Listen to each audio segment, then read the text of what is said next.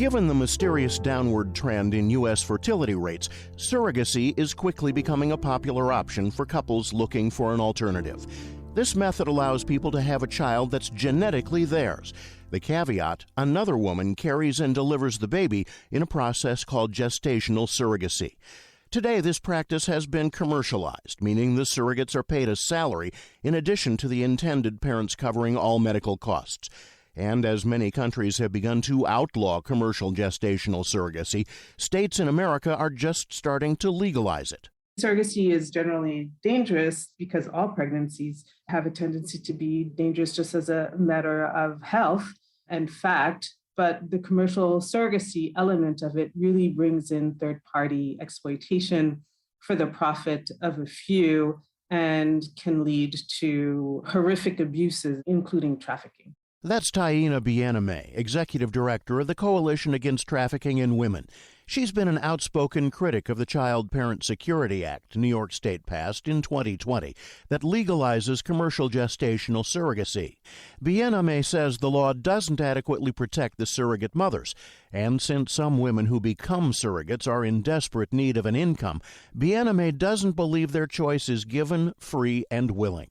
A 2017 study published in Fertility and Sterility reviewed 104 gestational surrogates to get a sense of the average demographic. It found that nearly half of the women were unemployed. It's almost like there's an absence of choice when you have to pay the rent or the mortgage, or you have to fend for your children, and therefore you're going to sell parts of your body for what? The average payment of a surrogate mother for a surrogate mother is anywhere between $16,000 to $30,000. So you see the economic inequality, the abuse of power, the abuse of vulnerability that really makes commercial surrogacy possible and profitable. Dr. Linda Kahn says the potential for exploitation isn't the only concern. Gestational surrogacy increases certain health risks for the women carrying the pregnancy. Kahn is an assistant professor at NYU Grossman School of Medicine. All of her opinions are her own and do not reflect those of her institution. She says while a regular pregnancy always comes with risks, those threats increase with surrogate pregnancies for both the carrier and the baby. Commercial gestational surrogates are very often impregnated with more than one embryo because it's financially advantageous for the families who are contracting with them to get their money's worth. And this is not recommended in normal IVF, and yet it is tolerated in the case of commercial gestational surrogacy, which is frankly unethical because the American College of Obstetrics and Gynecology says black and white, you should not be transferring more than one embryo in a pregnancy with a healthy, fertile woman carrying the pregnancy. One reason is because there's a high risk of the embryos splitting into twins. Kahn says twin pregnancies have higher incidence of premature birth and lower birth weight. Both conditions can have a harmful impact on the child's future.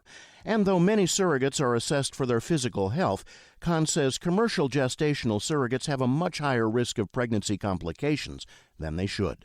These are women who've been vetted for this job, and one of the criteria is that they have in the past had healthy, uncomplicated pregnancies. They're at very low risk for pregnancy complications, and yet we see a higher rate of pregnancy complications among this population than we do of other women of their age and fertility.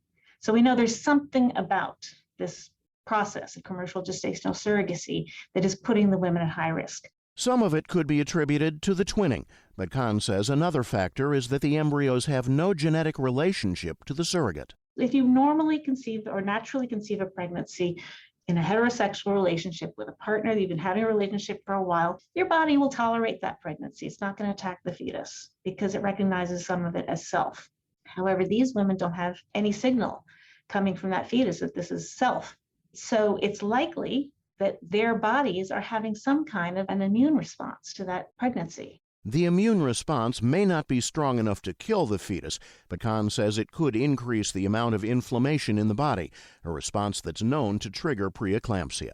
Preeclampsia is when you have an inflammatory condition in your placenta, which is the organ that's communicating between you and the fetus that you're carrying. So biologically, it's plausible that this heightened risk of pregnancy complications that we see among women who act as commercial gestational surrogates who are otherwise completely healthy women may be due to the fact that you're putting a completely foreign body inside of them. But we can't know for sure because there's little research on gestational surrogacy or even egg donation. Kahn says the best data scientists have has been painstakingly collected by researcher Diane Tober. Tober's found substantial evidence of women having adverse health outcomes after selling their eggs. There is a lot of pressure to produce lots and lots of eggs when that may not be to the benefit of the person who's providing them health-wise. And also they have to take high levels of hormones as part of the process, because normally our bodies produce one egg, maybe two a month, not a lot. And these women are being stimulated to produce sometimes 40, 50, 60 eggs in a month. The most data from egg donors is collected from the website weareeggdonors.com, where women voluntarily submit information about their experience. Many of these women report overstimulation of their ovaries, which Kahn says can harm their bodies when the eggs are extracted. So is there a way to make commercial gestational surrogacy a safer process? Ashley Mareko is a 3-time surrogate and works for Surrogate First, a commercial surrogacy company. Mareko believes companies should have accreditation programs to protect both the intended parents and the surrogates. A surrogate can't be on welfare and food stamps and Medicaid. She should not be on any of those things. This should not be something to supplement or an income. It should not be considered a job. What it should be considered is more of, you're doing this to help a family, but you're benefiting with this compensation for the pain and suffering. And being able to then, use that for other plans. Mareko's compensation made it possible for her daughter to receive extra help for her learning delays. She says Surrogate First makes sure potential surrogates are healthy by looking at previous pregnancies, medical histories, and more. From the agency standpoint, we really accept only 6 to 10% of the applicants.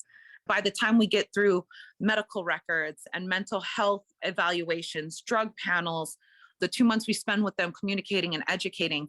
And I think that's why, it's important to have those things in place. But are all surrogates going through this same process? Do all women entering surrogacy understand the emotional toll of what the position entails? Kahn says that once a woman signs a contract under the New York law, she must give the baby to the intended parents, no matter what. There have been the most horrendous stories. There have been stories of intending parents who've turned out to be child molesters. There have been stories of intending parents who've had horrendous criminal records. If a surrogate discovers anything like this, she still has no choice, according to this law, but to hand over that baby to those people by contract. She has no way of backing out of it. The only way she can back out of it is to terminate the pregnancy, because the only right she retains is to an abortion. Bien-Aimé says this is a women's rights issue. She argues that our efforts to create gender equality have failed to include surrogates. We're creating a class of women who are absolutely disposable, commodified, put on the marketplace for a limited amount of income and probably a lifelong journey of adverse health consequences if she survives. The Commonwealth Fund reports that the U.S. has the highest overall maternal mortality rate when compared to similar developed countries.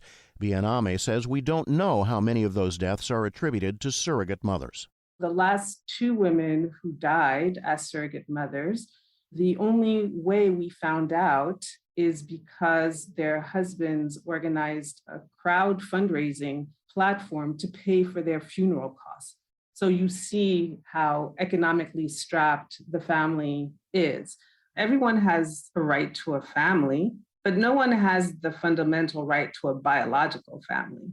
So there is this desire, and this is not to take away from the enormous pain and suffering that infertile couples have to endure. We fully understand. But it's always when we talk about rights, we have to see whose rights we're violating. Bien-Aimé says it's the role of the state to crack down on these violations and create rules to keep them from happening.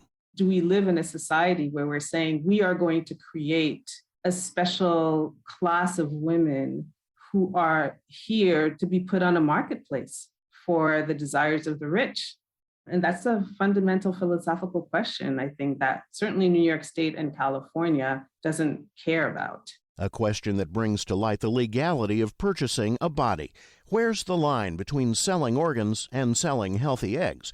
What's the difference that makes it legal for women to rent out their reproductive systems, but not the rest of their bodies? The state has prohibited us from selling our organs, and we cannot have child labor, or we can't be in debt bondage just to survive. But somehow when it comes to women, there's always an exception to those overall policies. An exception that's grabbed international attention.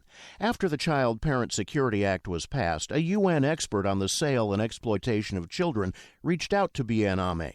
The expert asked her to write a letter describing the law to be presented to the UN Human Rights Commission. Her position as special rapporteur is that the children who are born of surrogate mothers are exploited and for sale, technically, right? So parents purchase the child. They not only purchase the reproductive organs and the eggs of two women, but they also purchase the child. People don't even think about them in the sense that you're creating a person, and that person has rights. And that person has rights not just to not being put at risk from the time they're in utero by, say, for example, being part of a multiple gestation and having the risk of being low birth weight and preterm birth that will potentially lead them to have all kinds of complications for the rest of their life, but also in terms of their identity. The passage of New York's law places them into a growing group of states that have legalized commercial gestational surrogacy. However, there are currently no federal surrogacy laws in place. You can find more information about Taina Bien-Aimé, Ashley Moreco, and Dr. Linda Kahn on our website, radiohealthjournal.org. Our writer-producer is Kristen Farah. I'm Reed Pence. Coming up next week on Radio Health Journal, we need to think about how can we protect some corner of that metaverse for good, not for some dystopian Ready Player One future, but for health and wellness. How healthcare is embracing virtual reality. Then sunbathing this summer may be riskier than you think. A tan is a sign that the DNA of your skin cells has already been damaged. So there's no such thing as a healthy tan. All that and more on Radio Health Journal. I'm Nancy Benson, host of Radio Health Journal. If you enjoy listening to Radio Health Journal, you'll also like our sister show, Viewpoints, which covers a wide array of topics from education to history to the environment. Here's a preview of what they're covering this week on Viewpoints.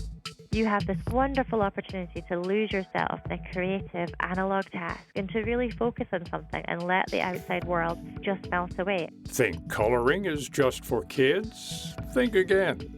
Then, it's not uncommon to have kids on the beach find cigarette butts in the sand. And in fact, there's been some cases of kids consuming them, many cases actually, and having nicotine toxicity. The many dangers of dumped cigarettes. I'm Marty Peterson. And I'm Gary Price. These stories in depth this week on your public affairs magazine, Viewpoints. Listen to Viewpoints on your favorite radio station and subscribe and listen to shows anytime on Apple Podcasts and Google Play.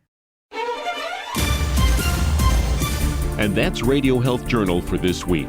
Follow us on Twitter, Facebook, and Instagram to learn more. And check Apple Podcasts, Google Play, and Spotify for a library of past programs. Plus, you'll always find previous segments and information about our guests at radiohealthjournal.org. Join us again next week for another edition of Radio Health Journal.